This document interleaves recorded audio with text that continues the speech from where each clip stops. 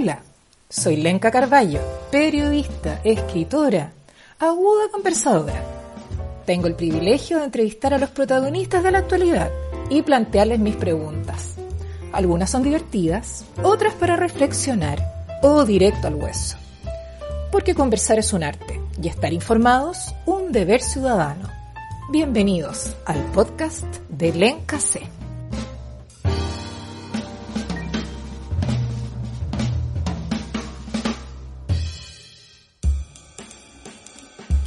Al otro lado de la cámara, de pelo gris platinado, en esta conversación, la actriz Paulina García se veía seria. Y vaya que tenía razones para estarlo. Distinguida con un Oso de Plata en el Festival de Berlín de 2013 por su magnífico papel en el film Gloria, Pali ha sobrellevado esta cuarentena sin recibir un solo peso, lejos de las tablas y los numerosos rodajes que quedaron suspendidos a raíz de la pandemia. En esta conversación, la reconocida actriz, directora de teatro, desnudó la realidad del mundo teatral, las desigualdades económicas, el poder de los hombres en este atomizado rubro, la normalización del acoso al interior de este sector y el abandono en que quedan las mujeres y sus hijos, y donde admitió muchos actores son pésimos exmaridos, superando por lejos el 85% de los chilenos que no paga pensión alimenticia. Pali además recordó un episodio doloroso de abuso sexual cuando solo tenía 7 años. Soy Lenka Carballo. Bienvenidos al podcast de Lenka C.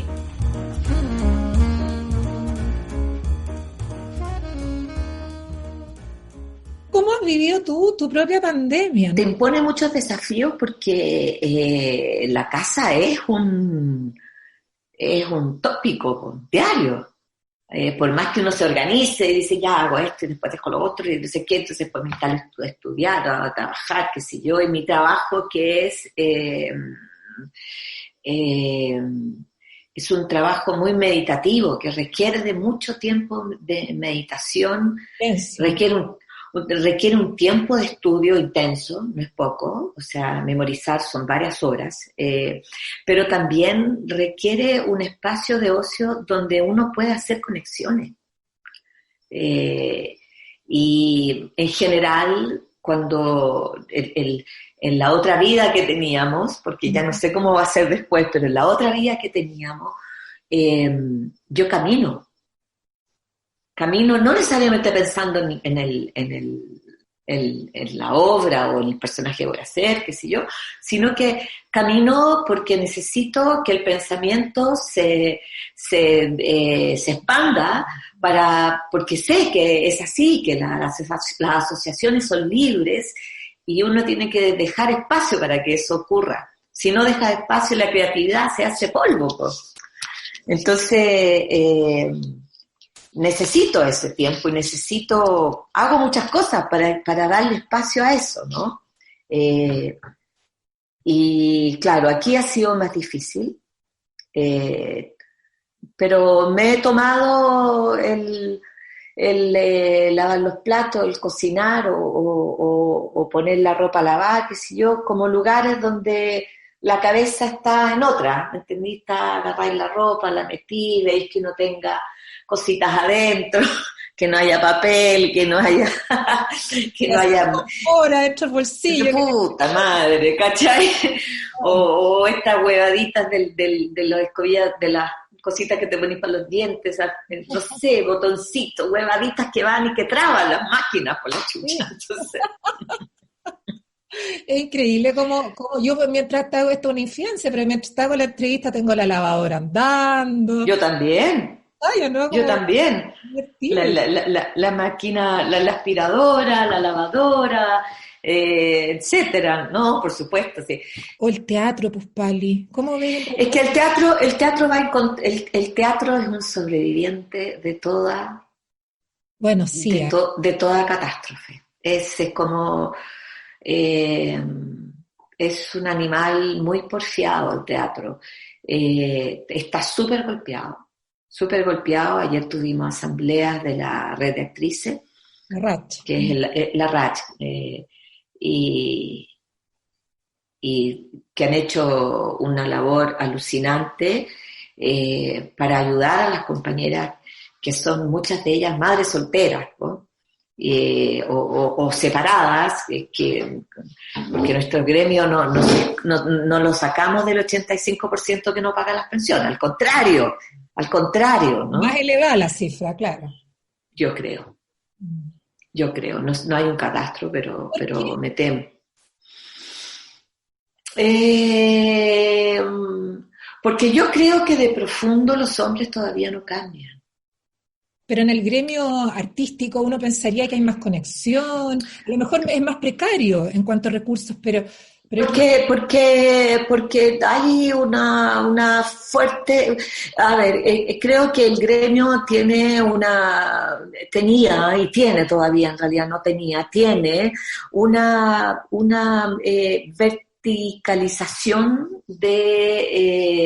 económica, que beneficia muchísimo a los hombres. Si tú ves los sueldos, voy a poner la tele porque es el ejemplo más claro, pero antes también en el teatro había cuando yo comencé había diferencia de sueldo y los hombres ganaban más que las mujeres en los teatros.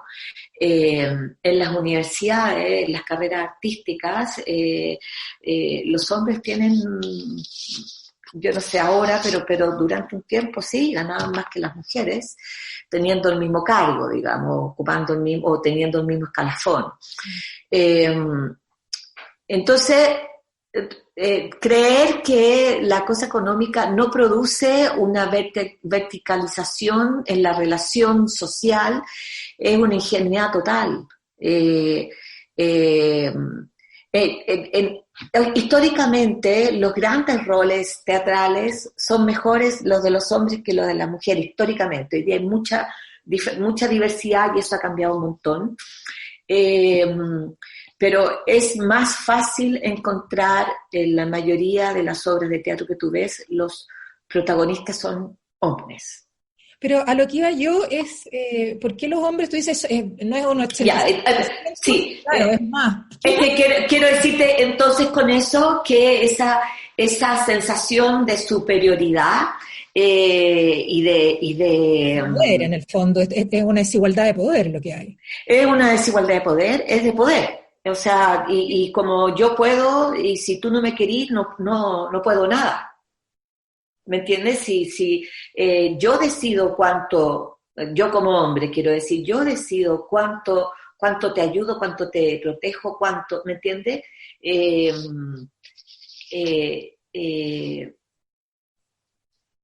sé yo.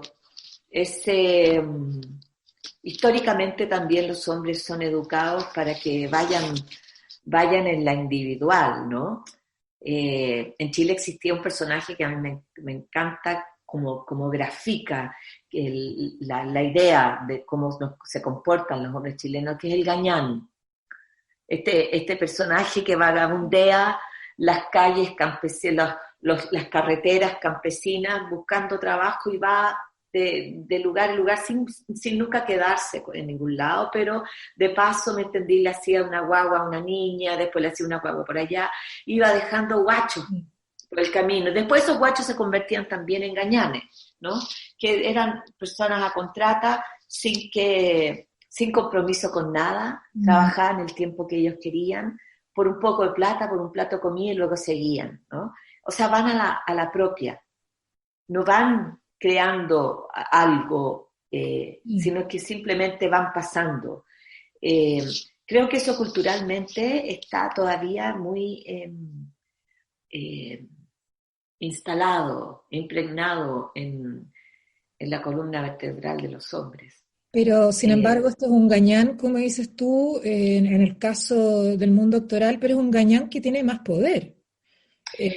No, por supuesto, es que también el poder hacerlo ya es poder, ¿me entendí? Las mujeres no pueden, o sea, el minuto que te embarazaste ya no podías moverte, ¿no? Ahora, o sea, para lo que iba yo, perdona, es que es un medio que además es chico, sí. todos se conocen. El mundo actoral yo siempre lo he visto como una tribu, además, donde Sí. todos viven más o menos en las mismas partes, están todos medios emparentados, en familias, ¿cierto? Todos se conocen y siento yo que en el contexto que tú me estás poniendo, las mujeres cuando decían terminar la relación, ya esté cargo el cabro chico, esos mismos hombres son directores, son actores en otras compañías, en otros elencos, y le hacen, yo me imagino, además la vida laboral muy difícil a las mujeres, porque siempre se van a Es estar... muy difícil. O sea, es que las mujeres, si tenés un crío o dos niños, estás obligada a instalarte. No podís quedarte, o sea, no podís irte, no podís moverte tanto. Estás obligada a instalarte y a conseguir todo lo que sea para sostener lo que estás, la instalación esta, ¿no? Sostenerla. En cambio, el caballero en cuestión se puede mandar a cambiar. Se puede ir a otro país, se puede, no entendí, y anda a saber tú las preocupaciones que tendrá. A lo mejor tiene alguna preocupación con respecto a los hijos, pero en general no, po. En general, en lo que veo de mis amigas separadas, y no es que sean malos padres, ¿ah? Es que son malos exmaridos. ¿Me entiendes? Son pésimos exmaridos. Entonces, y no entienden o sea, y sienten que uno brujea, ¿no? Que uno es una yegua, ¿no? Porque exige, porque las mujeres metemos demanda, y no leen ni un segundo lo otro, ¿no? El bulto enorme, que no es un bulto, sino que pero se transforma en una carga que hay que resolver, porque no es solo resolver el tema económico, ¿ah? Es que hay un cotidiano que hay que resolver. O sea, yo pienso ahora cómo lo habrán hecho las mujeres solas, con los hijos. Las situaciones de acoso al interior de los hogares terribles, o sea, mujeres... Bueno, eso ya otra cosa. Además eso. Brutal, Además eso. brutal. Además eso, claro. Sí. Bueno, en fin, no sé,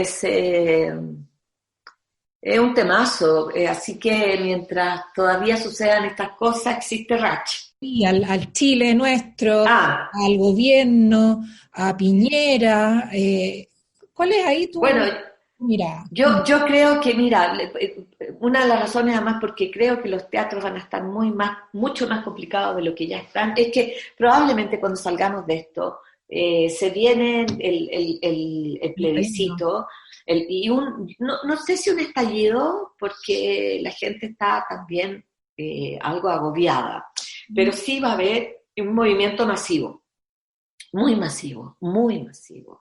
Y me pregunto cómo va a responder, qué va a hacer este gobierno, aparte de reprimir. Hasta aquí ha sido incapaz de hacer una oferta que calmara mínimamente los ánimos, y que calmara la sed y el hambre. ¿Me entendés? O sea, no solo los ánimos, la sed y el hambre. Si uno hubiese visto algún grado de generosidad mm, de de riesgo, porque era correr un riesgo, claro, era correr riesgo, había que correr riesgo, ¿me entiendes? Pero no estuvieron dispuestos en ninguna situación, entonces no nos quedó otra que sacar de nuestros propios ahorros.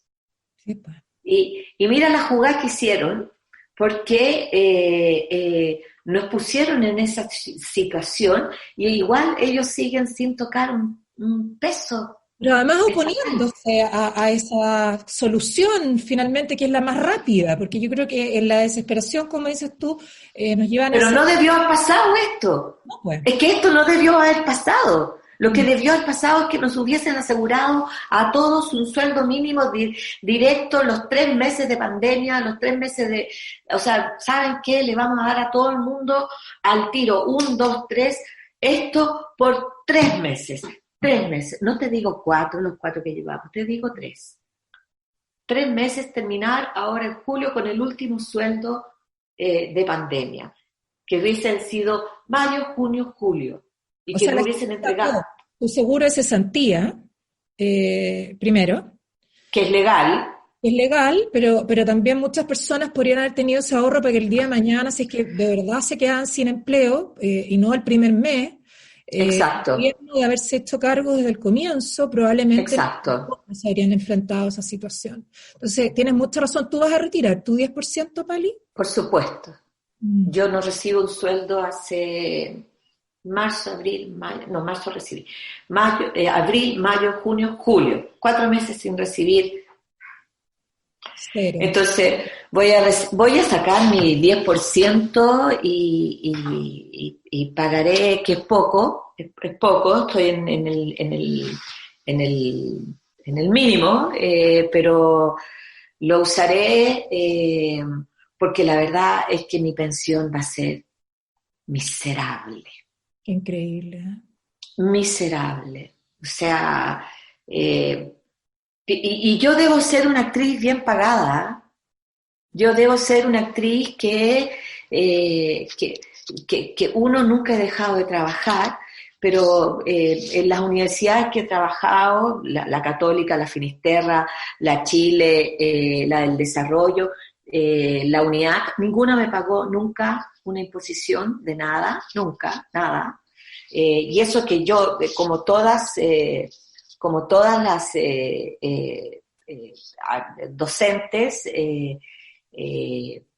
tú tienes que cumplir en un mismo lugar y en el mismo horario, o sea, como trabajador cualquiera, pero ellos te echan, cada mes te recontratan. Es el sistema, lo hicieron todos, ¿ah?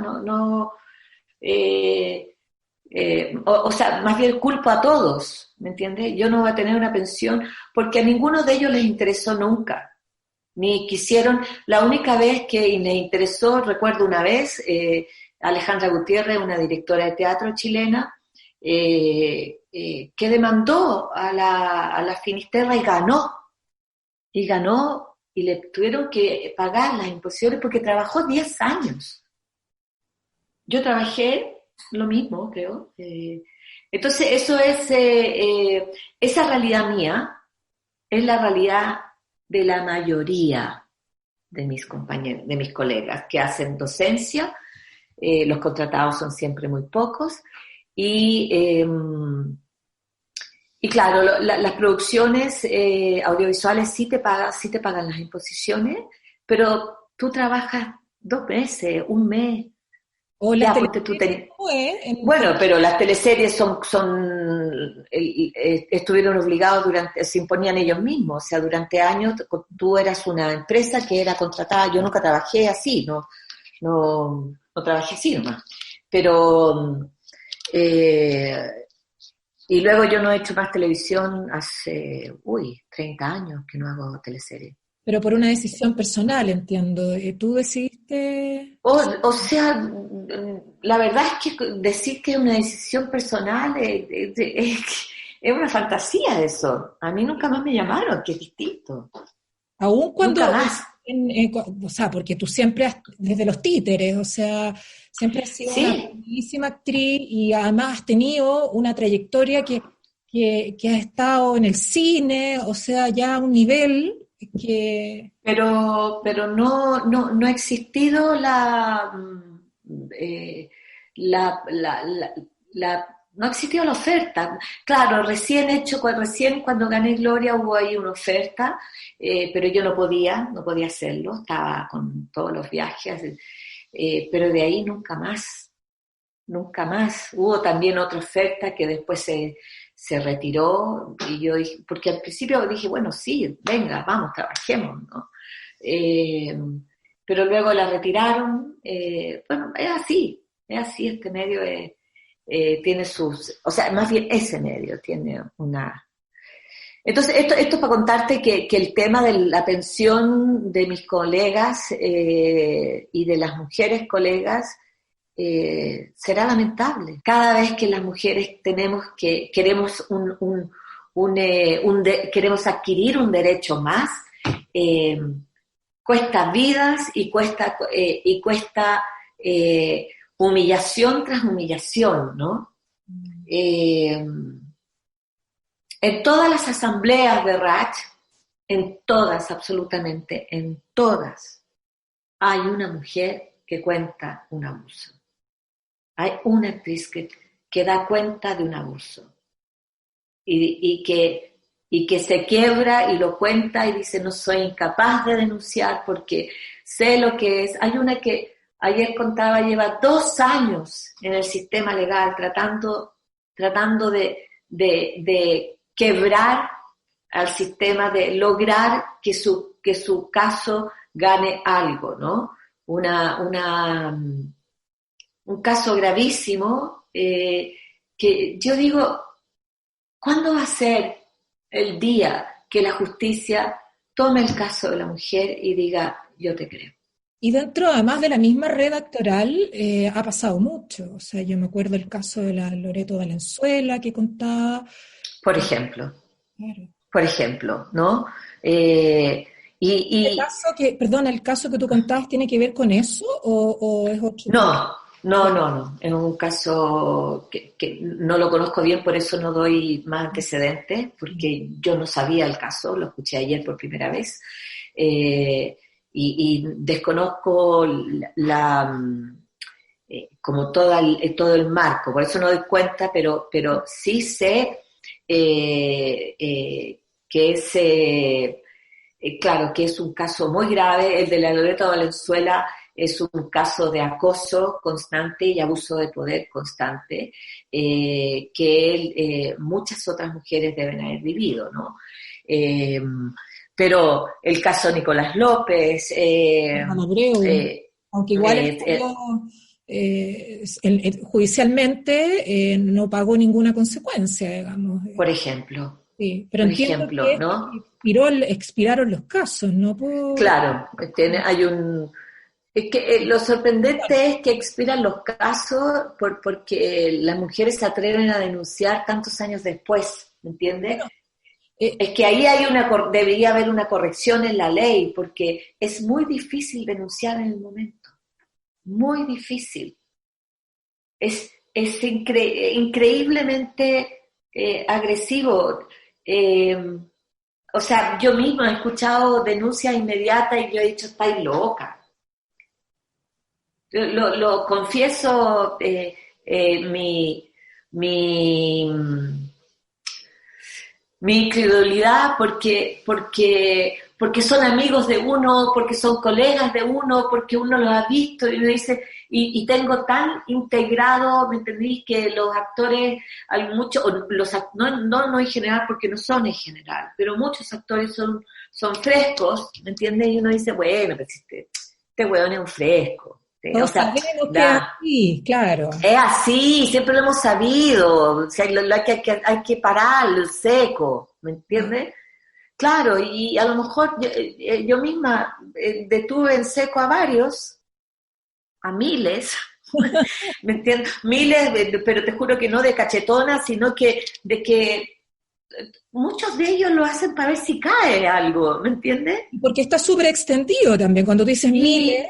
Y porque entre nosotros existe un relajo, ¿me entendí? Uno se abraza, uno se besa, uno se queda sentado al lado, pegado, ¿me entendí? De cariño, y de repente eso se sobregira y te ves envuelta en una situación que no corresponde, y no sabíamos que no correspondía, o sí sabíamos, pero nos hacíamos los locos con que no correspondía, y porque en esta eterna verticalización de relación entre hombres y mujeres que es muy difícil de romper. Y bueno, y además nos toca vivir esto desde que somos muy chicas, o sea, no es solamente en el campo laboral. Tú contaste en un libro una experiencia chiquitita. Exacto. Entonces, es tan... y la sensación de que la culpa es de una. ¿Qué edad tenías ahí, Pali? De haber tenido 7. 7 años. Claro, y fue un tipo que te dijo, no encuentro una dirección, una cosa... Claro. Y yo pensé, ¿cómo una persona grande no sabe leer? Y yo sí. ¿No? Y teniendo conciencia de clase tan chica. Ya ponte tú que tenía 9. Creo que 7, un poco por la ropa que llevaba, recuerdo, que la 9 ya es más grande. Pero bueno, y yo le leí y le mostré cuál era el número. Claro, no tenía la capacidad para entender lo que estaba pasando en realidad. Claro. ¿Y el tipo te forzó? Me empujó contra una pared, se me aplastó encima y empezó a manosearme, bajó los calzones, todo. Y ahí tú arrancaste. Alguien del departamento salió, abrió Ah, la puerta, abrió el departamento y ahí el tipo me soltó. ¿y tú te atreviste? ¿Cuál fue tu reflexión posterior? O sea, tú dijiste, le cuento a mi mamá. Le conté a mi mamá, por supuesto que le conté a mi mamá. Y mi mamá hizo lo que todas mamás dicen, pero ¿cómo andas sola en la calle? Y no te voy a dar permiso de nuevo para que te vayas y te arrancas. La verdad es que yo me arrancaba todo el tiempo. Entonces, en un Chile mucho más tranquilo que este, pero donde el abuso era mucho más corriente de lo que hoy es. Y tú le Muy bajaste, corriente. y le bajaste, sí, pues, porque además éramos Lo, más libres, uno dejaba la puerta abierta y salía, andaba mucho en la calle, efectivamente, exacto. y tienes razón en eso. Entonces, claro, y los niños, o sea, yo iba con mi hermano a los 11 años, yo iba al dentista con mi hermano que tenía 12. La autoridad era mi hermano. Nos íbamos en micro y llegábamos desde Vespucio con Apoquindo, llegábamos hasta ¿cómo se llama? Hasta donde estaba el Waldorf, en Huérfanos con el Paseo Ahumada. Sí, ¿no? Huérfano, eso con Ahumada. Ahí estaba el edificio de dentista, ¿no? En medio de las protestas de los 70, ¿no? En medio de toda la cagá que había, de los enfrentamientos de Patria y Libertad con el MIR en las calles. Era en medio de eso, nosotros dos, al dentista.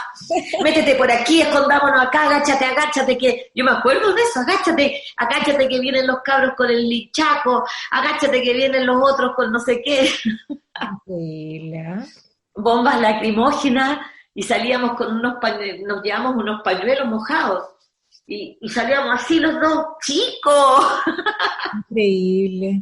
Increíble, otra Cuando época. hablo de eso, es como una vida tan pasada. O sea, ya de hecho, lo que vivimos antes de la pandemia, Sí, eh, pues, ya es una vida pasada. Sí, exactamente. pues, qué increíble, ¿eh? ¿Cómo crees que va a ser este Chile post pandemia? Mm. ¿O cómo te gustaría que fuera este Chile post Sí, cómo me gustaría mejor. pandemia? Me gustaría que fuésemos capaces de ayudarnos los unos a los otros.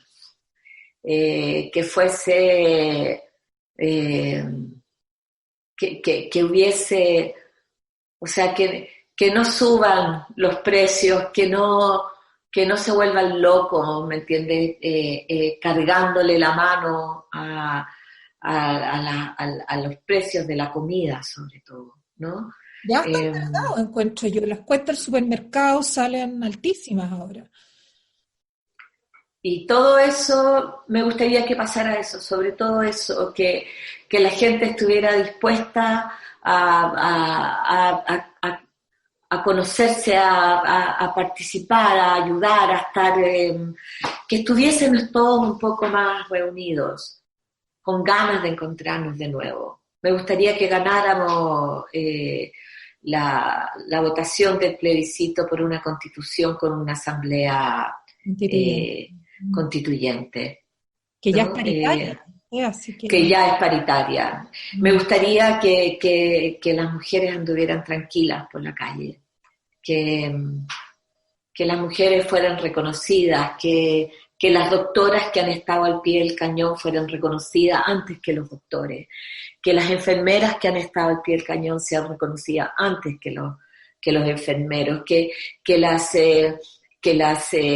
técnicas auxiliares de la salud pública fueron reconocidos antes que los hombres, que todas aquellas mujeres que están en el sistema de salud, o sea, que son parte de la primera línea, que si yo, recibieran un bono que les asegurara el próximo año completo, ¿me entiende? Sino de por vida. Un bono de por vida, como un premio nacional de medicina, no sé, para cada una de ellas. No el mismo precio porque claro, el premio nacional es caro, pero algo que sea un reconocimiento por haber arriesgado la vida, porque esas mujeres, la mayoría tienen hijos.